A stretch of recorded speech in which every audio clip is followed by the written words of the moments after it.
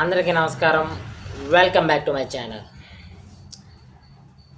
ఎప్పుడు క్లారిటీగా మాట్లాడని మన ఎమ్మెల్సీ బొత్స సత్యనారాయణ గారు ఒక విలేకరు అడిగినటువంటి ఒక మంచి ప్రశ్నకి చాలా క్లారిటీగా సమాధానం చెప్పారు.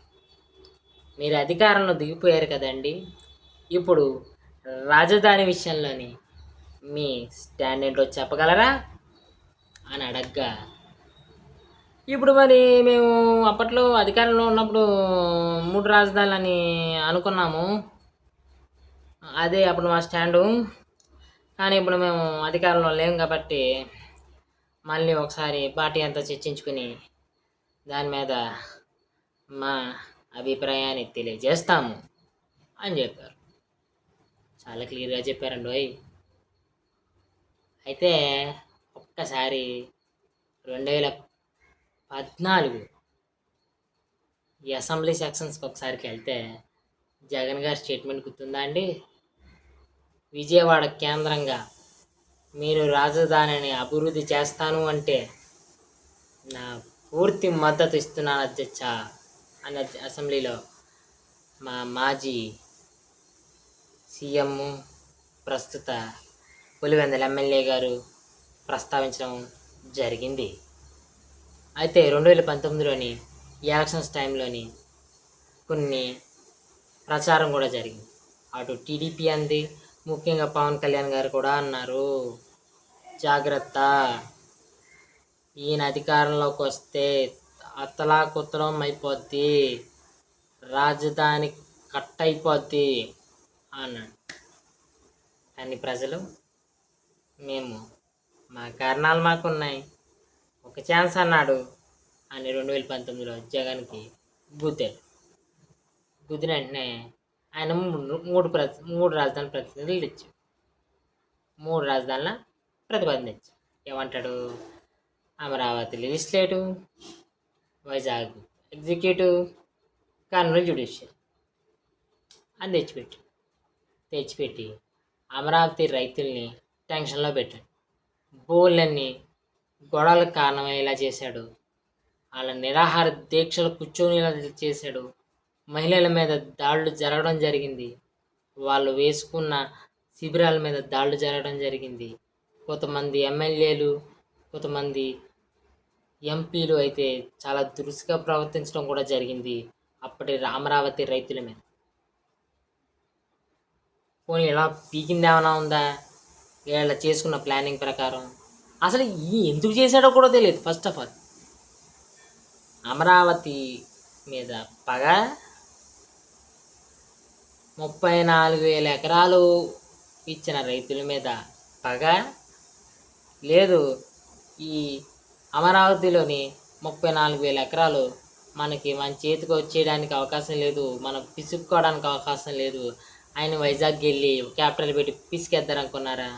అంటే వైజాగ్ స్టీల్ ప్లాంట్ని పిసికేసి అక్కడ క్యాపిటల్ కట్టాలనుకున్నారు కదా, అలా పిసికేసి చేద్దారనుకున్నారా? ఏది క్లారిటీ లేదు. పోనీ మేము 3 రాజధానులని కరెక్ట్ అంశం అనుకుంటే అమరావతి రైతులను పిలిపించారా మీ దగ్గరికి? అమ్మా, మేము లెజిస్లేటివ్ క్యాపిటల్గా ఉంచాలనుకుంటున్నాము, ఇక్కడ 2-3 ఇన్స్టిట్యూట్లు పెట్టాలనుకుంటున్నాము, మాకు ఈ 34,000 ఎకరాలు వద్దమ్మా, ఒక 10,000 ఎకరాలు చాలు, లేదా ఒక 5,000 ఎకరాలు చాలు, మిగతా భూమి మీకు తిరిగి ఇచ్చేస్తాము, అది మీరు పంట పండించుకునే విధంగా చేసేలా చేయమంటారా, లేదా అక్కడ ప్లాట్లు కట్టి చేసిమ్మంటారా, ఏం చేయమంటారా అని ఒక్కసారైనా అమరావతి రైతులను పిలిపించుకొని మాట్లాడారా? లేదు.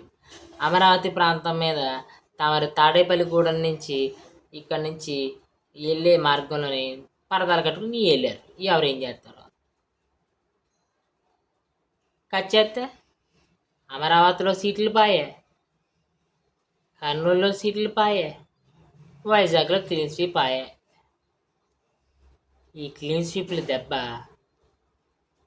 అర్థమయ్యి ఇప్పుడు పురలాలించుకుంటున్నారా? చూడాలి. మేము ఇంకా చర్చించుకుంటున్నామంటున్నారు. ఆ చర్చ ఏంటి? ఇంకా 3 రాజధానుల మీద ఉంటారా, లేకపోతే మారుతారా? చూడాలి. ఏది ఏమైనా జగన్మోహన్ రెడ్డి గారు ఓడిపోవడానికి ప్రథమ కారణం ఆయన డెవలప్మెంట్ చేయకపోవడమా, ప్రాజెక్టులు పట్టించుకోకపోవడమా? అస్సలా కాదు. అది ఒక 10% 20% అంతే. అమరావతిని చెడగొట్టడం. చంద్రబాబు నాయుడు గారు గీసిన ప్లాన్ 2014 నుంచి 2019 మధ్యలో చంద్రబాబు నాయుడు గారు గీసిన ప్లాన్ని ఈయన ఎగ్జిక్యూట్ చేసుకుంటూ పోయి ఈయన ఇష్టం వచ్చినట్టు ఆ పథకాలు ఇచ్చుకుంటూ పోయి ఉంటాయి. ఈ 2024లో కనీసం అత్యవస మార్కులతో అయినా అధికారంలోకి వద్దు. సంక్రాంతించేసుకున్నారు అమరావతిని టచ్ చేసి. ఇప్పుడు కూడా వీళ్ళని నమ్మడానికి లేదు.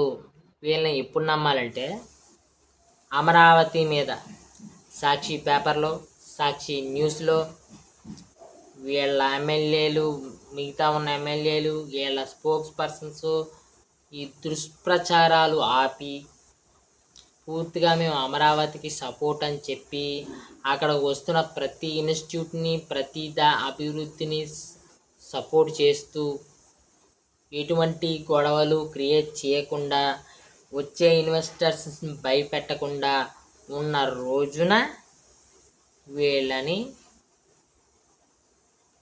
50% నమ్మచ్చు. ఎందుకంటే ఈ కుంటనక్కలే కాబట్టి. ఎందుకంటే ఇప్పుడు పూర్ణాలించుకున్నారన్నమాట. జాయిగా అమరావతి రైతులదే అమరావతిని ఒక్కొక్కరిని దగ్గర చేసుకోవాలని చూస్తున్నారు. ఈ దగ్గర చేసుకునే ప్రాసెస్లో ప్రజలు మళ్ళీ బుట్టలో పడి 2029లో మళ్ళీ గుద్దుతాము అంటే ఆయన ఈసారి 10 రాజధానులు అంటాడు. దోలు తీరిపోతుంది. మరి నెక్స్ట్ బొత్స గారి స్టేట్మెంట్ ఏంటో, మన జగన్మోహన్ రెడ్డి గారి స్టేట్మెంట్ ఏంటో ఈ రాజధానుల మీద ఆయన ప్రకటించినప్పుడు నెక్స్ట్ వీడియోలో చూసుకుంటాం. ఉంటాను. మరి నా వీడియోలు చూసి షేర్ చేసి సబ్స్క్రైబ్ చేయండి, షేర్ చేయండి.